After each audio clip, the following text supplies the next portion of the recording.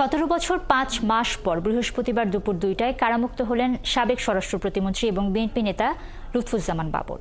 কারা ফটক থেকে ছাদখোলা গাড়িতে চড়ে বেরিয়ে আসেন বিএনপির এই নেতা। তাকে বরণ করতে সকাল থেকেই ঢাকা এবং ঢাকার বাইরে থেকে কেরানীগঞ্জের ঢাকা কেন্দ্রীয় কারাগারের সামনে জড়ো হন হাজারো নেতাকর্মী।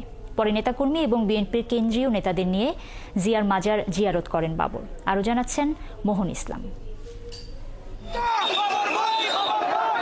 দীর্ঘ 17 বছর পর কারাগার থেকে মুক্তি পেলেন 10 ট্রাক অস্ত্র চোরাচালান মামলাসহ বেশ কয়েকটি মামলায় সাজাপ্রাপ্ত সাবেক স্বরাষ্ট্র প্রতিমন্ত্রী ও বিএনপি নেতা লুৎফুজ্জামান বাবর।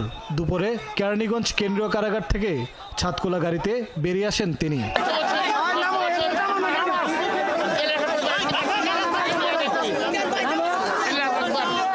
তাকে এক নজর দেখতে উচ্ছ্বসিত নেতাকর্মীদের ঢল নামে কেন্দ্রীয় কারাগারের সামনে। তাকে কাছে থেকে দেখতে জেল গেটের বেষ্টনী ভেঙে তার গাড়ি ঘিরে ফেলেন উপস্থিত নেতাকর্মীরা। এখানে লাখ লাখ মানুষ এখানে উপস্থিত হয়েছে ওনাকে স্বাগত জানানোর জন্য। এটা কেন, এই ভালোবাসাটুকু কেন উনি এটা অর্জন করছে? তার নেত্রকোনায় 1, 2, 3, 4, 5 আসনের লোকজন তার জন্য উদ্ভাসিত আলোকিত। কারা ফটক থেকে বেরিয়ে আসার সময় মূল ফটকের সামনে জড়ো হওয়া হাজারো নেতাকর্মী স্লোগানে মাতিয়ে রাখেন পুরো এলাকা।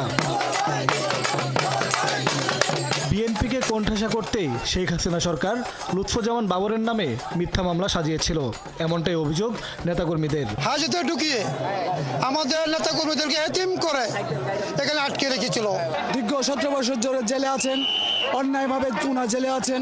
মুক্তির পর বিশাল গাড়ি বহন নিয়ে বাবর যান সাবেক রাষ্ট্রপতি জিয়াউর রহমানের সমাধিতে।